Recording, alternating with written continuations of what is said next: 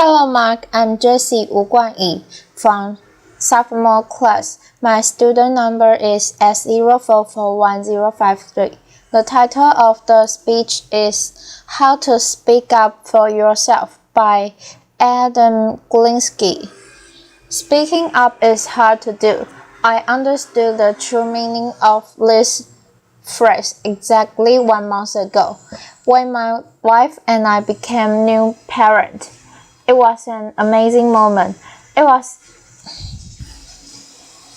exhilarating and elating, but it was also scary and terrifying, and it got particularly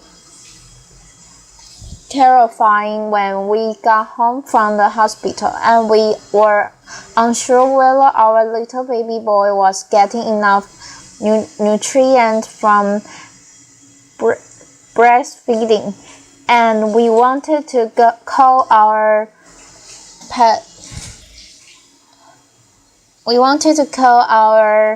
pediatrician, but we also didn't want to make a bad first impression or come across as a crazy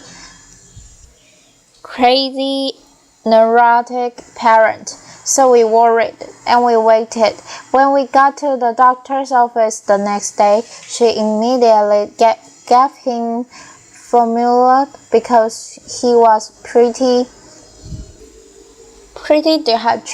dehydrated. Our son is fine now, and our doctor has reassured us we can always contact her. But in that moment, I should have spoken up, but I didn't. But sometimes we speak up when we shouldn't, and I learned that over 10 years ago when I let my twin brother down. My twin brother is a documentary filmmaker, and for one of his first films, he got an offer from a distribution company. He was excited, and he was inclined to accept the offer.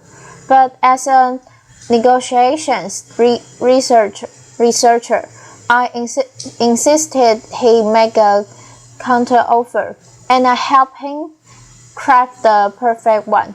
And it was perfect. It was perfectly insulting. The company was so offended, they literally withdrew the offer, and my brother was left with nothing.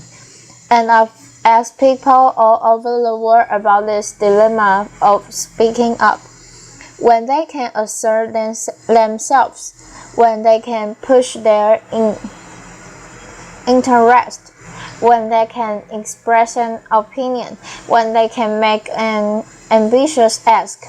And the range of stories are varied and diverse, but they also make up a universal tapestry. Can I correct my boss when they make a mistake? Can I confront my coworker who keeps stepping on my toes? Can I challenge my friends in insensitive joke? Can I tell the person I love the most my deepest insecurities?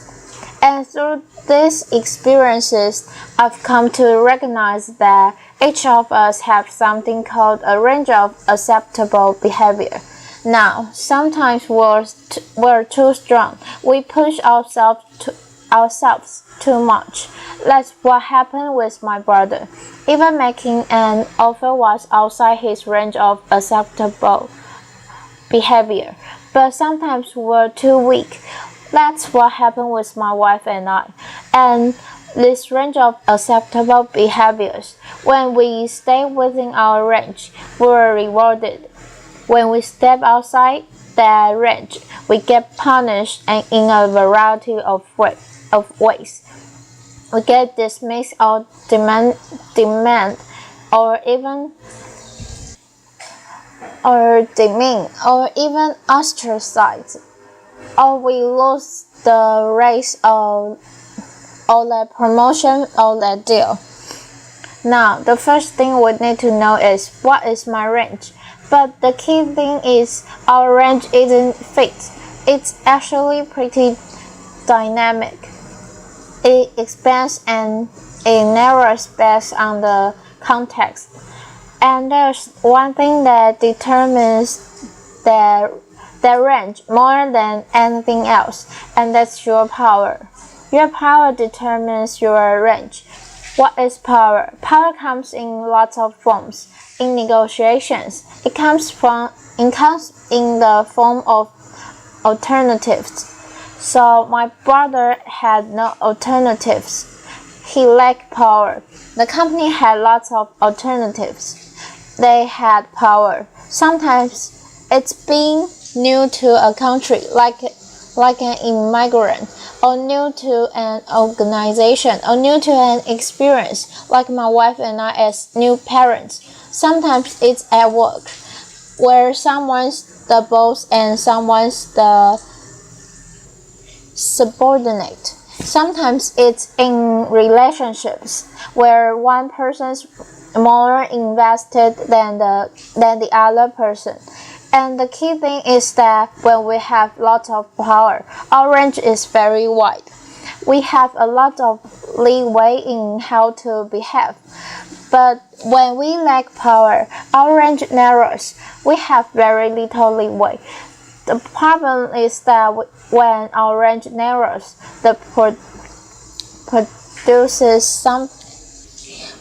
produces something called the low power double bind. The low power double bind happens when, if we don't speak up, we go unnoticed. But if we do speak up, we get punished.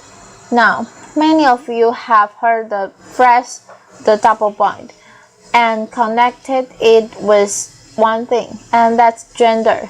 The gender double bind is women who don't speak up go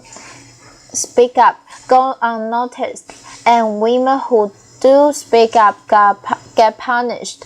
And the key thing is that women have the same need as men to speak up, but they have barriers to doing so.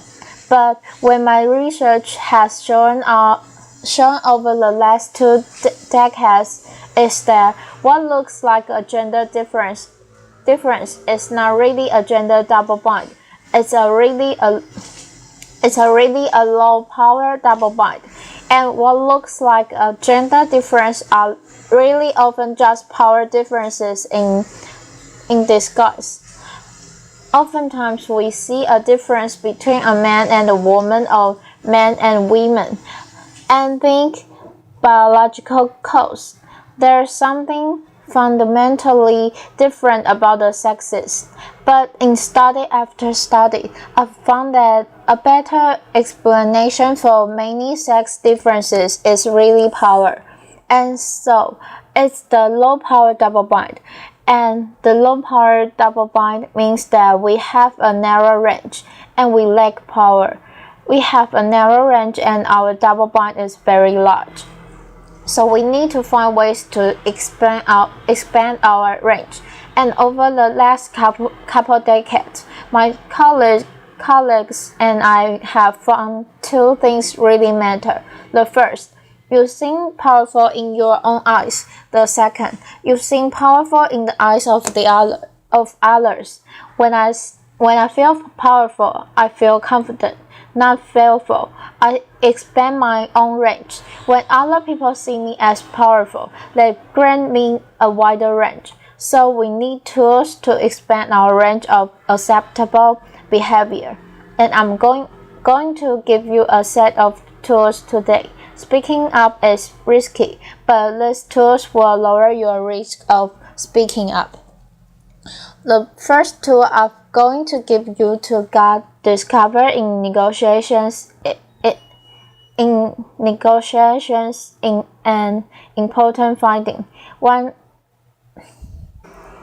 average, women make less ambitious offers and get worse outcomes than men at the bargaining table. But Hannah Riley Bowles and Emily Amanatullah have discovered there's one situation where women get the same outcomes as men and are just as ambitious. That's when they advocate for others. When they advocate for others, they discover their own range and expand it in their own mind. They become more assertive. This is sometimes called the mama bear effect. Like a mama bear defending her cubs, when we advocate for others, we can discover our own voice. But sometimes we have to advocate for ourselves. How do we do that? One of the most important tools we have to advocate for ourselves is something called perspective taking. Perspective taking. And perspective taking is really simple. It's simply looking at the world through the eyes of another person. It's one of the most important tools we have to expand our range. When I take your perspective and I think about what you really want, you are more likely to give me what I really want. But here's the problem. Perspective taking is hard to do. So let's do a little experiment. I want you all to hold your hand just like this. Your finger, put it up. And I want you to draw a capital letter E on your forehead as quickly as possible. Okay, it turns out that we can draw this E in one of two ways. And this was originally designed as a test of perspective taking. I'm going to show you two pictures of someone with an E on their forehead. My former student, Erica Hall, and you can see over here, that's the correct E. I drew the E so it looked like an E to another person. That's the perspective taking E because it looks like an E from someone else's vantage point. But this E over here is the self-focused E. We often get self-focused, and we particularly get self-focused in a crisis. I want to tell you about a particular crisis. A man walks into a bank in Watsonville, California, and he says, Give me $2,000 or I'm blowing the whole bank up with a bomb. Now the bank manager didn't give him the money. She took a step back. She took his perspective and she noticed something really important. He asked for a specific amount of money. So she said, "Why did you ask for $2,000? And he said, "My friend is going to be a bit ticked unless I get him $2,000 immediately." And she said, "Oh, you don't want to rob the bank. You want to take out a loan." Left her.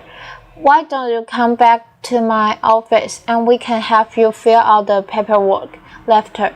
Now her quick perspective taking diffuse a volatile situation. So when we take someone's perspective, it allows us to be ambitious and assertive, but still be likable. Here's another way to be assertive but still be likable, and that is to signal flexibility. Now imagine you're a car salesperson and you want to sell someone a car. You are going to more likely make the sale if you give them two options. Let's say option A, $24,000 for this car and a 5-year warranty, or option B, $23,000 and a 3-year warranty. My research shows that when you give people a choice among options, it lowers their defenses and they're more likely to accept your offer. And this doesn't just work with salesperson, it works with parents. When niece was 4. She resisted getting dressed and rejected everything. But then my sister-in-law had a brilliant idea. What if I gave my daughter a choice? This shirt or that shirt? Okay, that shirt. This pants or that pant? Okay, that pant. And it worked brilliantly. She got dressed quickly and without resistance. When I've asked the question around the world when people feel comfortable speaking up, the number one answer is when I have social support in my audience, when I have allies. So we want to get allies on our side. How do we do that? Well, one of the ways is be a mama bear. When we advocate for others, we expand our range in our in our own eyes and the eyes of others. But we also earn strong allies. Another way we can earn strong allies, especially in high places, is by asking other people for advice. When we ask others for advice, they like us because we flatter them, and we are expressing humility. And this really works to solve another double bind, and that's the self-promotion double bind. The self-promotion double bind is that if we don't advertise our accomplishment, no one noticed, and if we do, we are not likable. But if we ask for advice about one of our accomplishments, we are able to be competent in their eyes, but also be likable. And this is so powerful. It even works when you see it coming. There have been multiple times in life when I have been forewarned that a low-power person has been given the advice to come ask me for advice. I want you to notice three things about this. First, I knew they were going to come ask me for advice. 2, I've actually done research on the strategic benefits of asking for advice. And 3, it still worked. I took their perspective. I became more invested in their cause. I became more committed to them because they asked me for advice. Now, another time we feel more confident speaking up is when we have expertise. Expertise gives us credibility. When we have high power, we already have credibility. We only need good evidence. When we lack power, we don't have the credibility. We need excellent evidence. And one of the ways we can come across as an expert is by tapping into our passion. I want everyone in the next few days to go up to a friend of theirs and just say to them, I want you to describe a passion of yours to me. I've had people do this all over the world, and I ask them, what did you notice about the other person when they describe their passion? And the answers are always the same. Their eyes lit up and got big. They smile a big beaming smile. They use their hands all over. I had to duck because their hands were coming at me. They talk quickly with a little higher pitch laughter. They learn in as if telling me a secret. And then I said to them, what happened to you as you listen to their passion? They said, my eyes lit up. I smiled. I learned in. When we tap into our passion, we give ourselves the courage in our own eyes to speak up, but we also get the permission from others to speak up. Tapping into our passion even works when we come across as too weak. Both men and women get punished at work when they shed tears, but Lizzie Wolf has shown that when we frame our strong emotions as passion, the condemnation of our crying disappears for both men and women. I want to end with a few words from my late father that he spoke at my twin brother's wedding. Here's a picture of us. My dad was a psychologist like me, but his real love and his real passion was cinema, like my brother. And so he wrote a speech for my brother's wedding about the roles we play in the human comedy.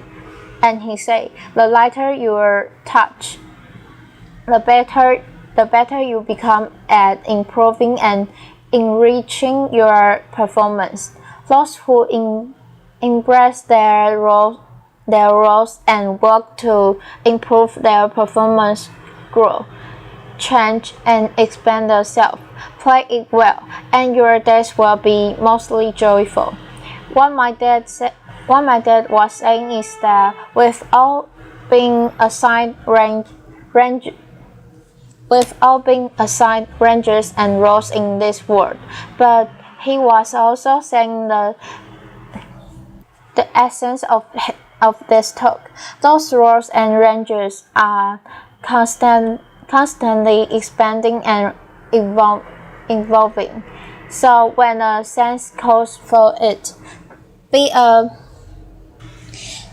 ferocious mama bear and a humble advice seeker. Have excellent evidence and strong allies.